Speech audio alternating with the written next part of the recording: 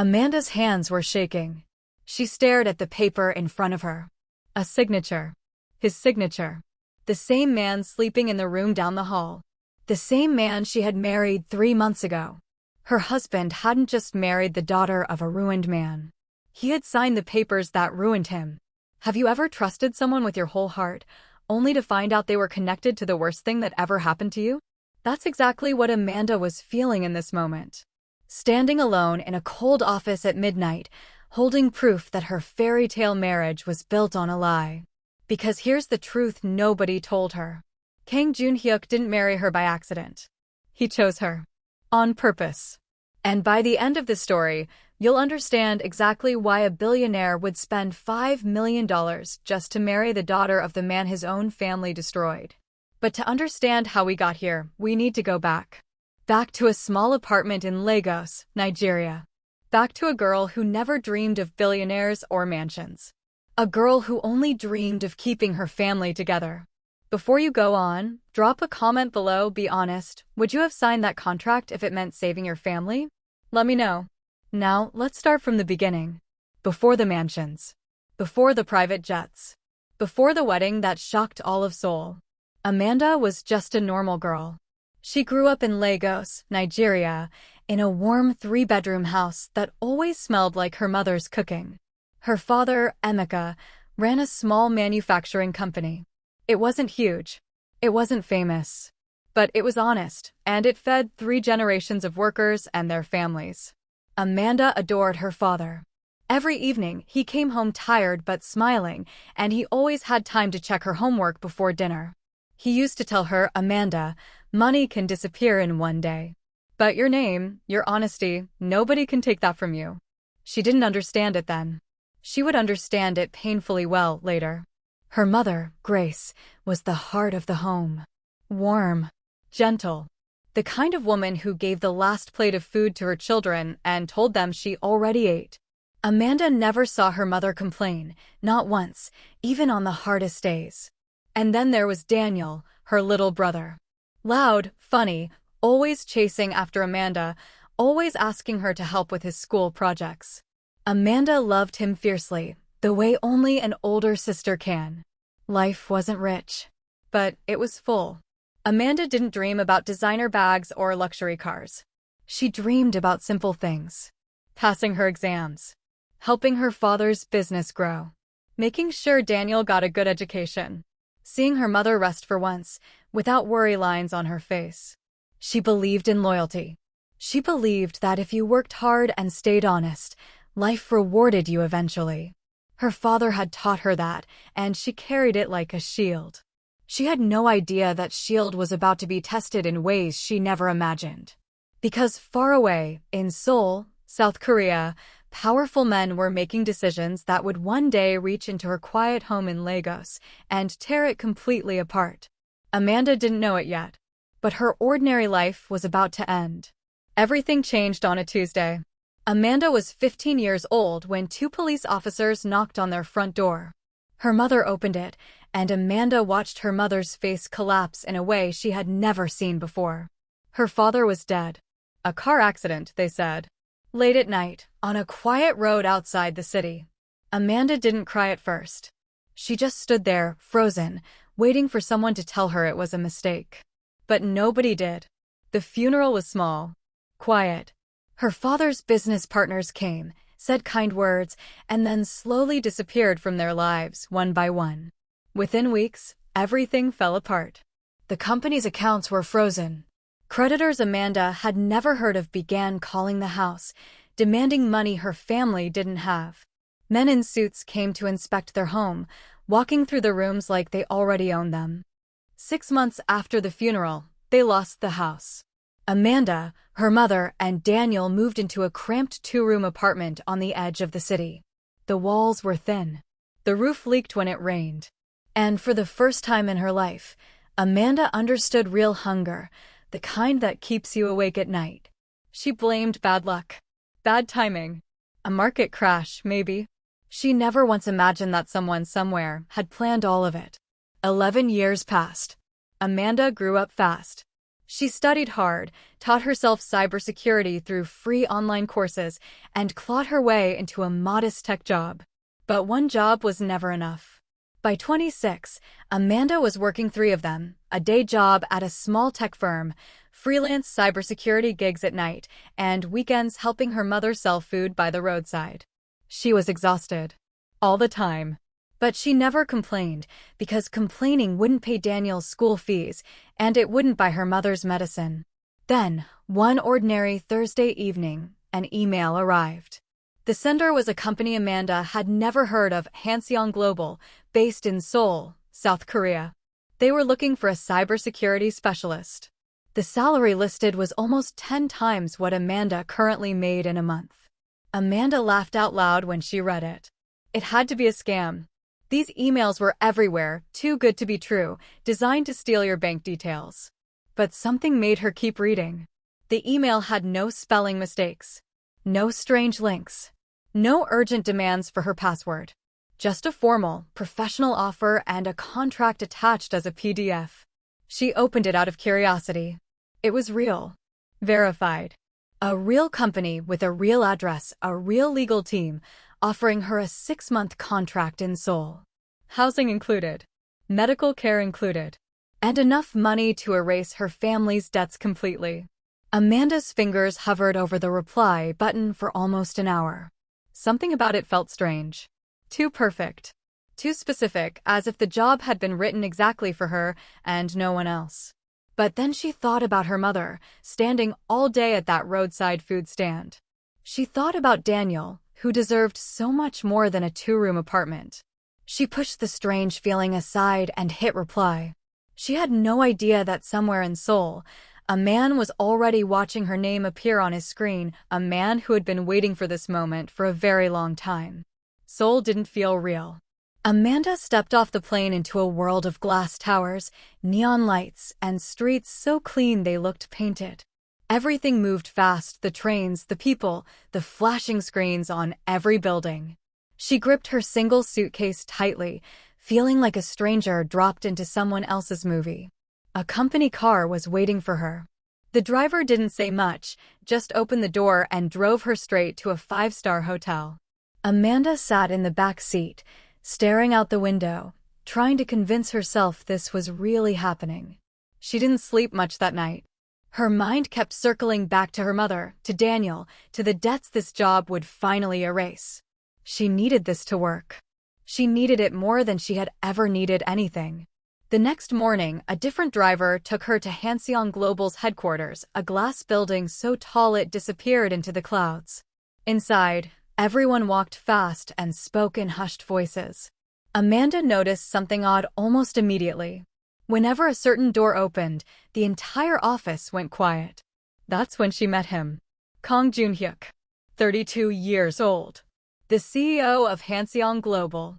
He was tall, sharp-featured, and cold in a way that made the air in the room feel heavier. He barely looked up when Amanda walked in. He shook her hand once, briefly, and gestured for her to sit. Amanda didn't care about his reputation. She was here for a paycheck, not a friendship. But then she noticed something on his desk. A photograph. Old. Slightly faded at the edges. It showed 3 men standing outside a factory, smiling, one arm around another's shoulder. Amanda's breath caught in her throat. One of those men was her father. Before she could say a word, Junhyuk noticed where she was looking. His expression shifted, just for a second, from cold to something else. Something almost like panic. He reached over and turned the photograph face down, without a single word of explanation. Amanda's heart pounded. She wanted to ask. She wanted to demand answers. But something in his eyes told her this wasn't the moment. She swallowed her questions and said nothing. That should have been her first warning. Weeks passed. Amanda proved herself brilliant at her job, quickly becoming one of the company's most trusted cybersecurity specialists. She noticed Junhyuk more than she wanted to. He was arrogant, distant, impossible to read, but strangely, he always seemed to know where she was. Always seemed to be watching, from a careful distance. Then, one night, everything changed. Amanda worked late and left the office well past midnight. Jun Hyuk was waiting outside, leaning against a black car. "Get in," he said.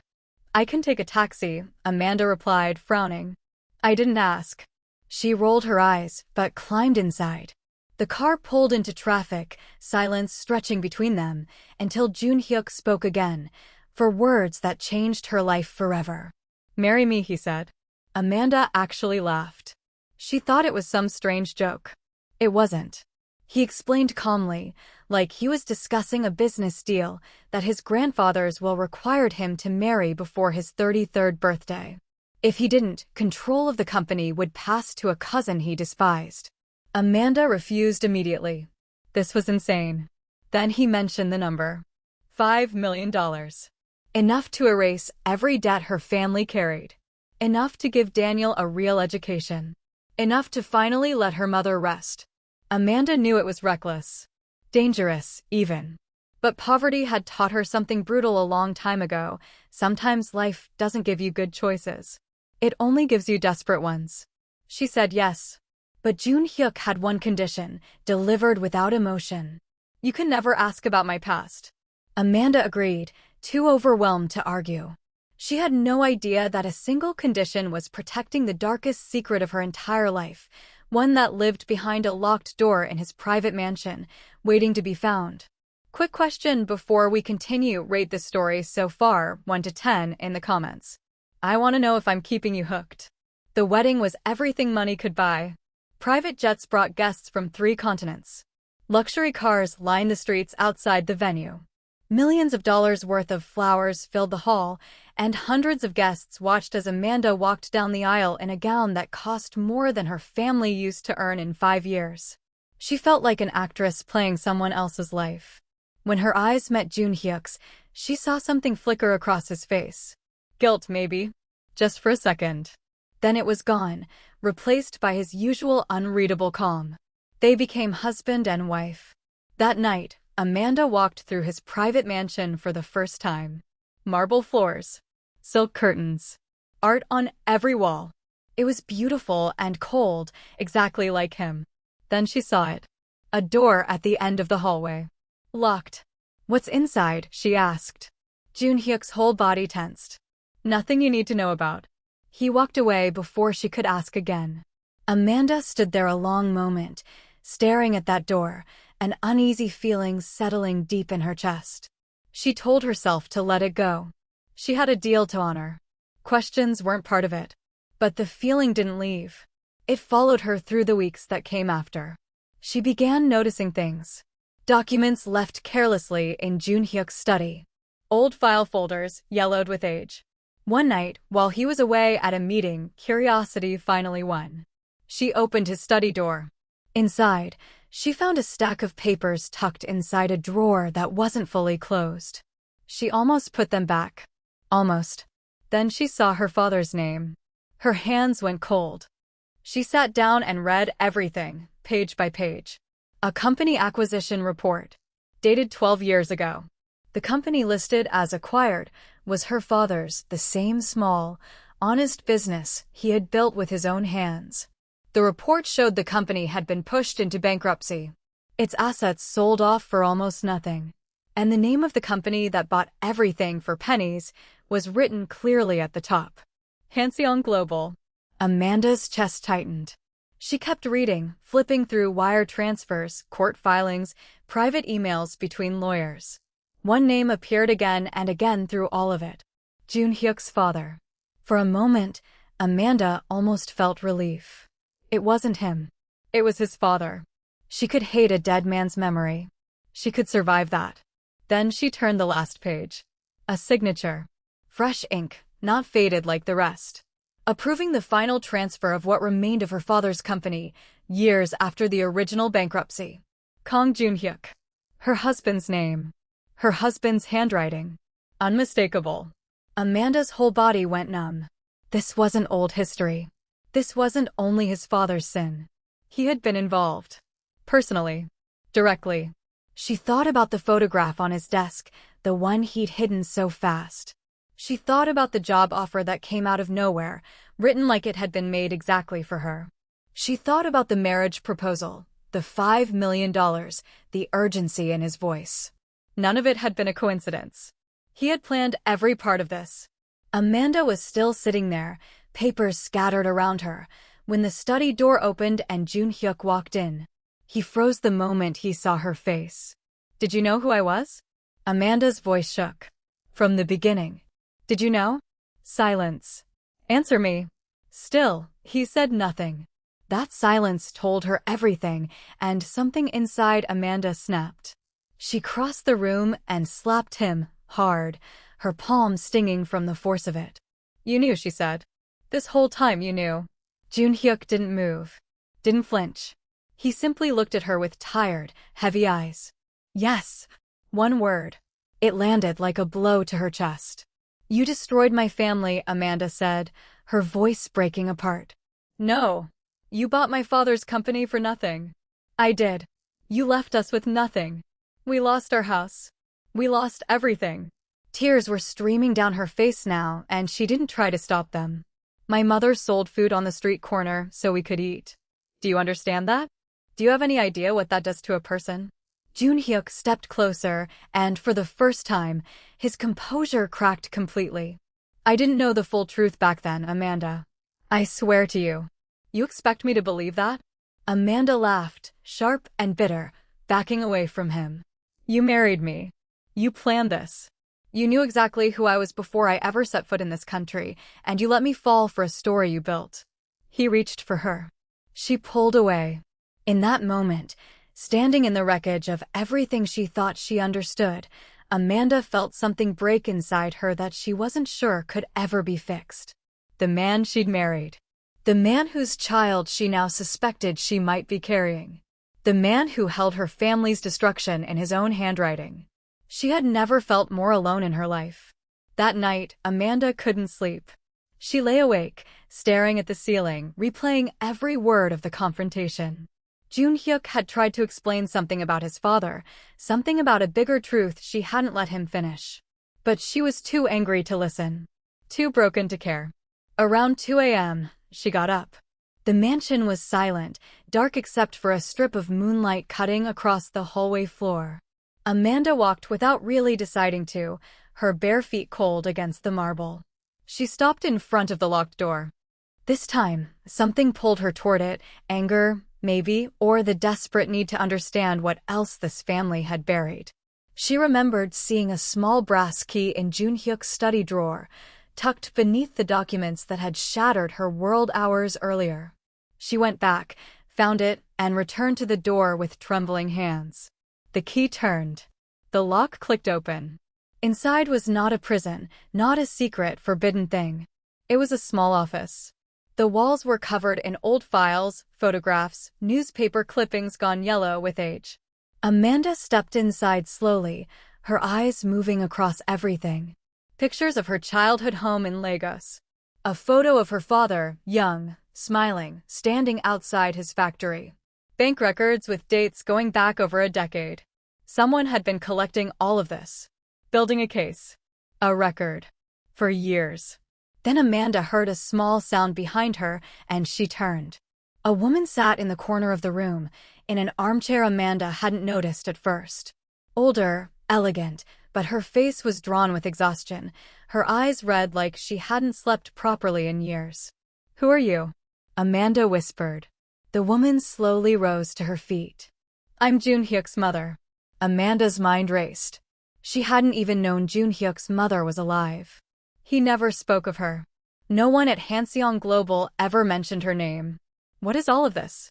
Amanda asked, gesturing at the walls covered in evidence. The woman's hands trembled as she stepped closer.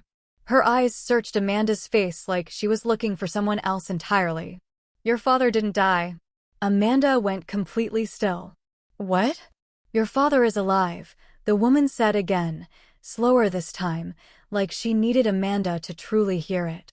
The room seemed to tilt around her.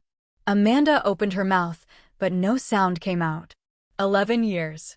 11 years of grief, of visiting a grave, of believing the most important man in her life was gone forever.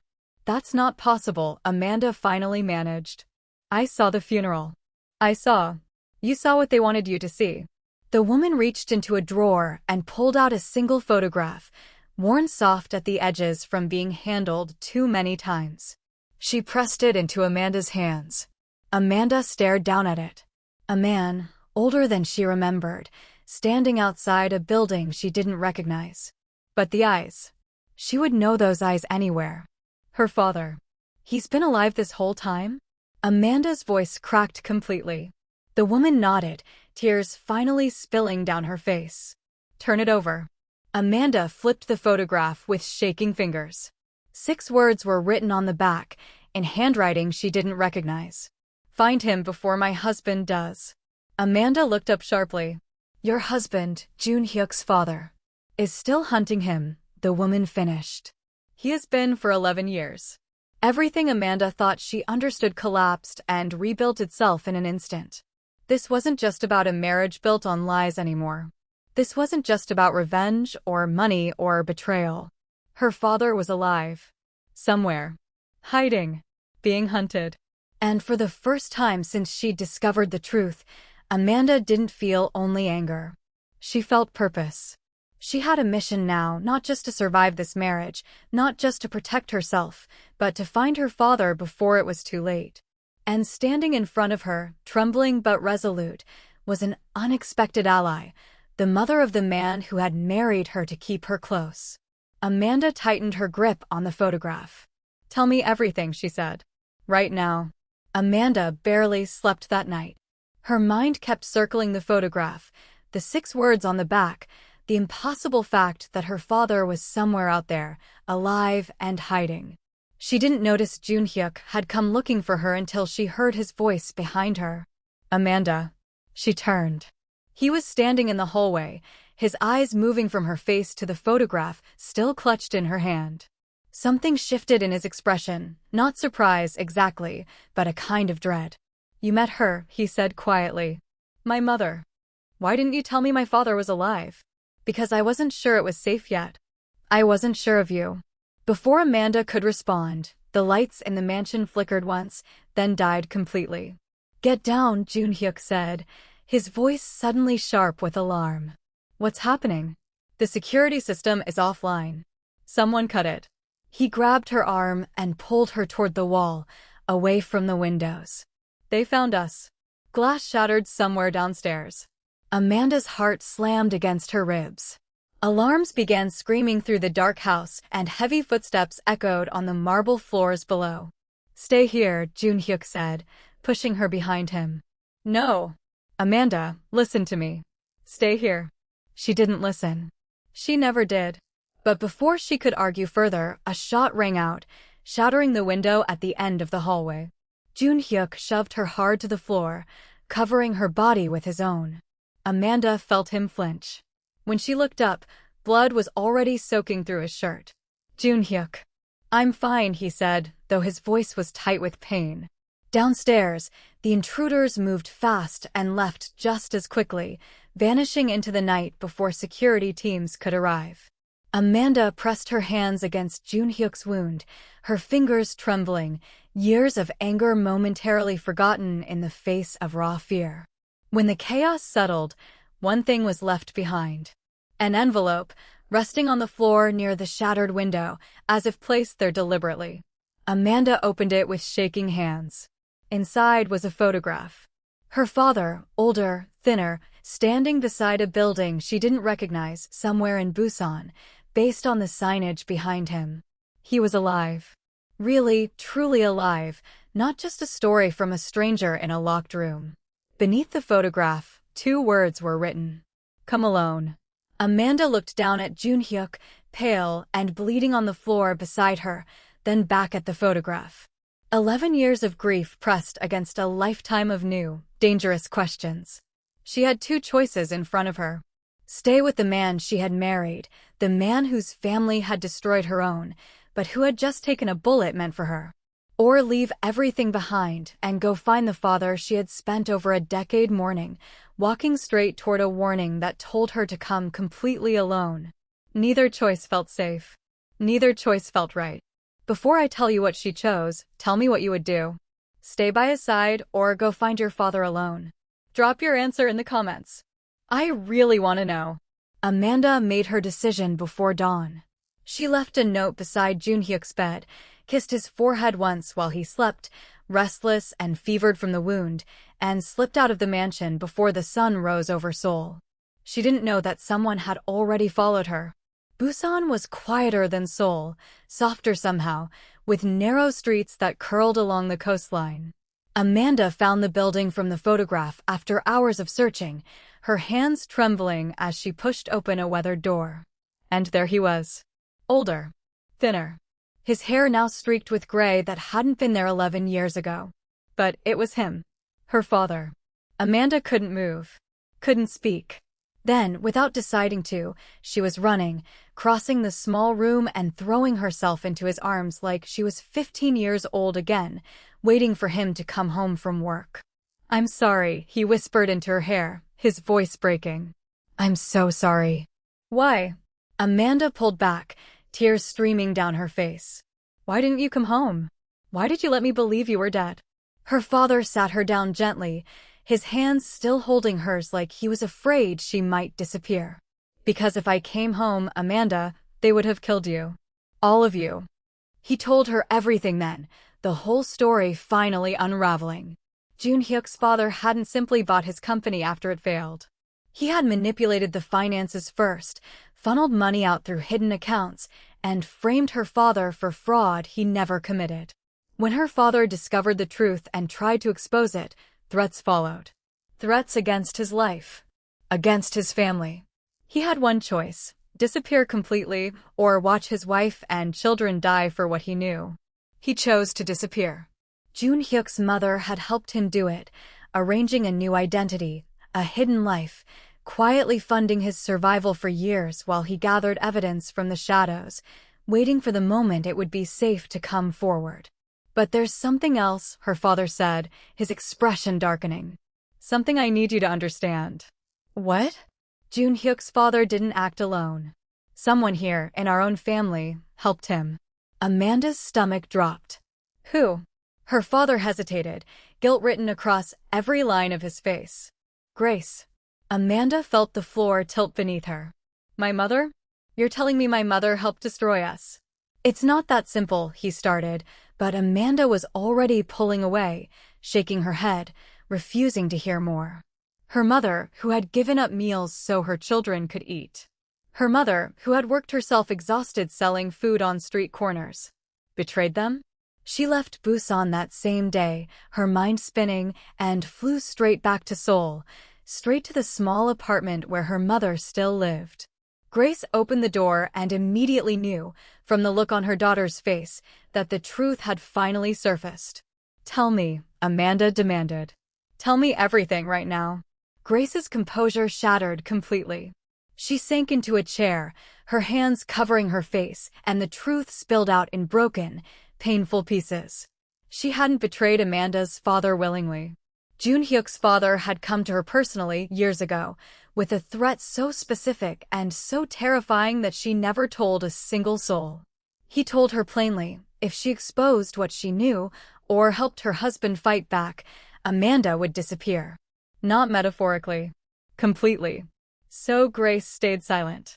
For 11 years, she carried that secret alone, letting her own daughter grieve a father who wasn't really gone, because she believed silence was the only thing keeping Amanda alive.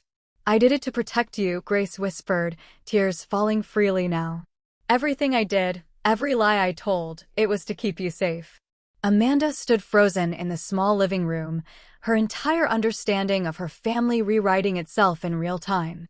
Her father hadn't abandoned them. Her mother hadn't betrayed them. Even Junhyuk, the man she had hated so completely, had been carrying guilt for a crime that began before he was even old enough to understand it. Everyone had been protecting her. And their silence, however well-intentioned, had cost her 11 years of a childhood built on grief that was never truly necessary. Amanda returned to the mansion 3 days later, still raw from everything she had learned. She expected to find Junhyuk resting, recovering from his wound. Instead, she found him standing in his study, surrounded by boxes of files, his laptop open, his face pale but determined. "What are you doing?" she asked from the doorway. "What I should have done years ago." He turned to face her, and for the first time since she'd met him, Amanda saw something new in his eyes. Not coldness. Not calculation. Something closer to resolve. "I've spent years collecting evidence against my own father," he said. Quietly. Carefully. Building a case I was too afraid to use, because using it would destroy everything my family built. The company. Our name. Everything I was raised to protect. And now? Now none of that matters to me anymore. Amanda watched, almost in disbelief, as Jun-hyuk laid out what he had gathered over the following days. Financial records proving his father had personally orchestrated the fraud that destroyed her father's company. Communications showing the frame job, the false charges, the years of hidden threats against Grace. Every piece of the puzzle Amanda had been assembling on her own, Jun-hyuk had already collected in far greater detail. He handed all of it over. To the courts. To the financial regulators. To the journalists who had spent years suspecting something was wrong with Hanseong Global, but could never prove it. The story broke within days, and Seoul had never seen anything like it. Jun-hyuk didn't hide from the fallout. He stood in front of cameras and admitted everything: his father's crimes, his own silence in the years since discovering the truth, and his decision to finally make it right, whatever the cost. He surrendered control of Hanseong Global voluntarily, stepping down as CEO before the board could force him out. The empire his family had built over 3 decades began collapsing within weeks. Shareholders fled. Contracts were cancelled. His father, once untouchable, was arrested and charged with fraud, extortion, and conspiracy. The son who was supposed to protect the family legacy had become the very instrument that destroyed it. But somewhere in that collapse, something else was being rebuilt. Amanda's father's name, buried under false accusations for over a decade, was finally being cleared, piece by piece, in courtrooms and headlines across the country. Amanda watched it all unfold, torn between disbelief and something she wasn't ready to name yet. Respect, maybe. Or the beginning of something more complicated than anger. Jun-hyuk had lost everything he was born into. And he had done it, fully and completely, for her. Months later, Amanda stood outside the courthouse in Seoul, watching reporters pack up their cameras after the final ruling. Her father's name had been officially and fully cleared. Every charge was overturned. Every stolen asset traced and accounted for. After 11 long years, the truth had finally caught up to the lie.